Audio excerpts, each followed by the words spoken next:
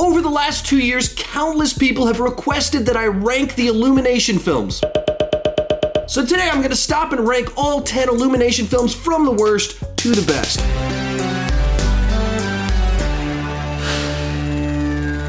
Hi, if you're new here, my name is Sean Chandler, and I started this channel because I was driving everyone around me crazy talking about movies way too much. If you can relate, you're probably in the right place and consider clicking that subscribe button. With that in mind, go ahead and join me down below in the comment section. Share your ranking of the Illumination films. Which ones do you love? Which ones do you hate? Which ones are right there in the middle?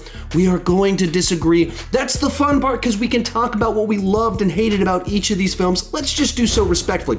One final thing before we get started, people frequently ask me where I get my posters, my Funkos, and what gear I use to shoot my videos. There's a link down below in the description that answers those questions and tells you where you can find them.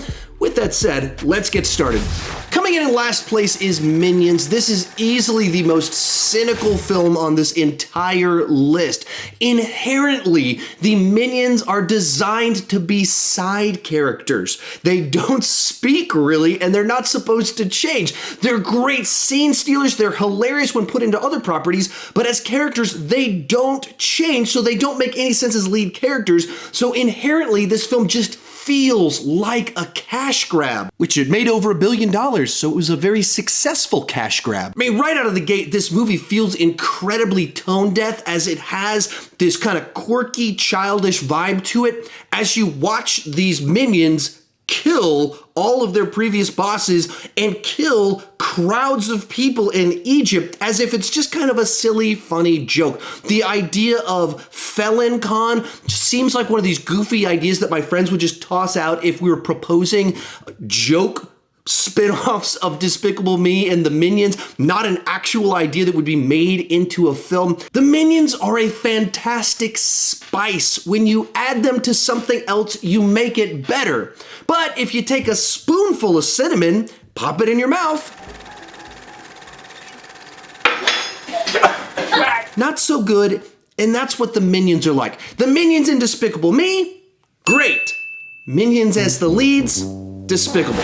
Coming in ninth place is The Secret Life of Pets. This film is a very odd mix of cutesy pet moments with a derivative plot and kind of a mean-spirited tone.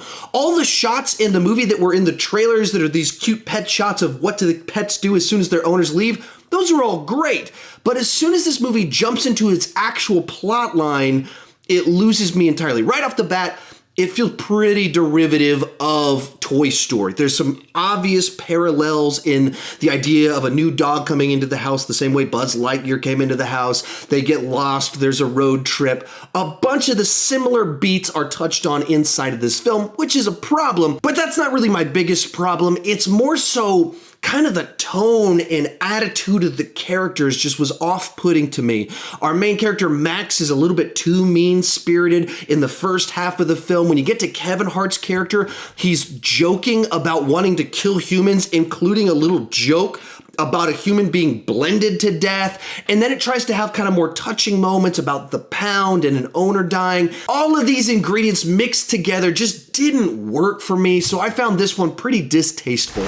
Next up is Despicable Me 2. This was a significant step backwards from the first film for me. Some of the basic ideas here I think were actually pretty good. You want to still have that emotional, personal connection inside of it, so they introduced a love interest for Gru, so I thought that was a good idea. And then also you want to kind of progress the world and have Gru do different types of things. So they added this idea of the anti-villain league, and that's a pretty fun little twist on things. But the specific execution of this and this plot line about an evil restaurant and mutants and our minions turning into evil creatures, I just didn't care about any of that. The gags weren't as memorable. The villain certainly wasn't someone that popped out to me the way the villain of the first and third films in this series did. So for me, this one is just kind of there, and it doesn't make much of an impact, and it's not very entertaining for me. At number 7 is The Lorax. This is a pretty bizarre film in that it's a big corporate product designed to make money about the dangers of corporate greed. The movie switches between catchy songs, chase sequences, quirky characters, and a very heavy-handed message that simply doesn't fit inside of this particular medium. Now, the movie never bores me. It moves at a nice brisk pace, and there's plenty of entertainment to be had here, but it is that central message that just doesn't feel like it fits inside of a film like this that kind of brings it back on the list for me. Coming in at number 6 is The Grinch. This is a quick-moving take on the Dr. Seuss classic. The source material is rich enough that there's plenty of fun and shenanigans to be had here. Benedict Cumberbatch wasn't bad, but I am just so used to the classic cartoon that it was a bit distracting to see that voice coming out of the Grinch's face. And also with this film, once they slapped on all the usual Illumination shenanigans and threw the pop music into it, it seemed like it lost a lot of the Dr. Seuss-isms, kind of the strange, quirky creativity that you expect from the writings of Dr. Seuss and his visual style. I don't feel like you really get that out of either the Lorax or the Grinch. They feel much more like Illumination products than adaptations of a Dr. Seuss book, and so that's a little bit frustrating for me. Still, this it's good enough. Kicking off our top 5 is Hop. Illumination's second film is their only film to kind of experiment with blending animation and live action, and for me, I had a little bit of fun with it. James Marsden is always fun and likable in roles like this, and partnering up with Russell Brand as a bunny just makes for some nice hijinks.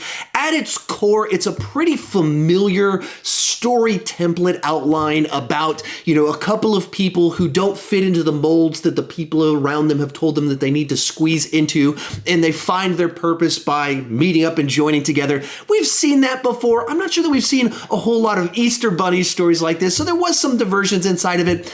It's harmless enough, it's fun enough, it's enjoyable enough, but not particularly memorable either. Up next is Despicable Me 3. After what I would say were a couple of missteps with Minions and Despicable Me 2, I thought this was a pretty nice return to form. Right off the bat, they introduced Gru's brother into mix, which once again explores the family dynamics and gives Steve Carell some more just wacky things that he can do with these now 2 characters that he plays. Then Balthazar Brat as our main villain, I think leans pretty heavily into what Illumination does well, which is kind of hitting on pop culture type stuff, using pop music frequently, and they designed a character that leans into all of that in ways that I think were very memorable as well as just amusing in general. Case in point, the first trailer for this movie was essentially just that intro action sequence, and inside of it itself had multiple things that were memorable, distinct, and put a big smile on your face. And that's kind of what everything was like when this character appeared inside of the film.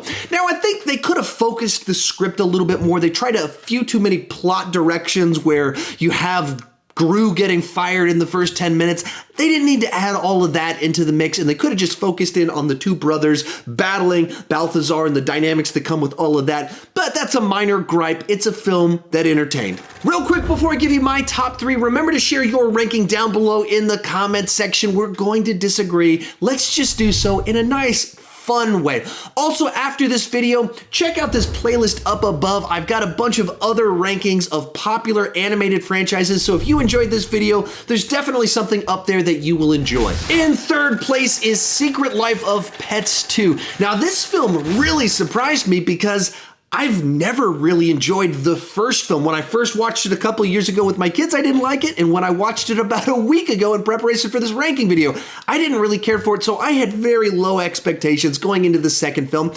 And it actually really surprised me by being cute, by being sentimental, and just being quick-moving entertainment. What the movie does well is that it's just unassuming fun. It has no greater ambitions, and it stays inside of its lane. It understands that we want to watch this movie to see pets doing kind of weird, quirky shenanigans and things like that. Now, the movie's not really story-driven. Each of our main characters have their own plot line, and they all kind of merge together in the third act for a big action slam-bang finale. And you could nitpick the absurdity of all of this, but at the end of the day, I think the movie delivers the fun that it's supposed to do There's a bunch of memorable characters inside of it. In particular, the little bunny played by Kevin Hart, as well as Harrison Ford's rooster. Had a lot of fun with those two characters. Having 3 kids, I have to watch a lot of animated films on repeat with them, and this is one I kind of got a kick out of and I wouldn't mind watching over again. Our runner-up is Sing. Of all the films on the list, this is probably the one where Illumination most leaned into their bag of tricks. And what I mean by that is you got cute animals, check. Pop music, check. Quirky characters, check. And it also avoids some of the bigger mistakes that Illumination makes, whether you're talking about mean-spirited sense of humor, a drifting tone, unbalanced messaging. It doesn't do any of that. But they do give us characters that we care about, conflicts for them to overcome, all of it leading to a satisfying conclusion that kind of swells up some emotions inside of you. So this is easily one of the best Illumination films. But coming in at first place is Despicable Me. The first Illumination film is still the best Illumination film, and the reason for that is that they came up with a fun idea for a movie and populated it with quirky characters that you enjoy.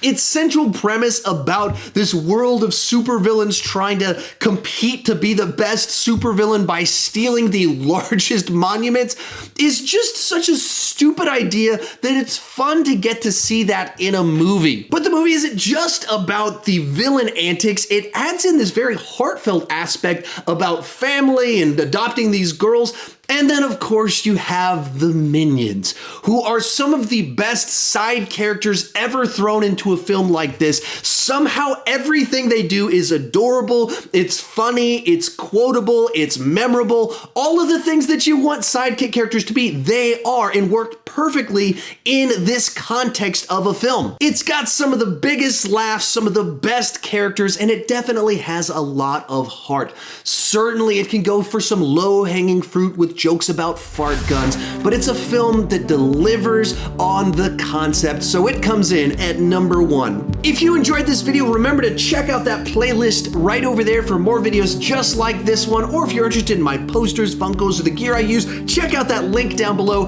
Thank you so much for watching, and keep talking movies too much.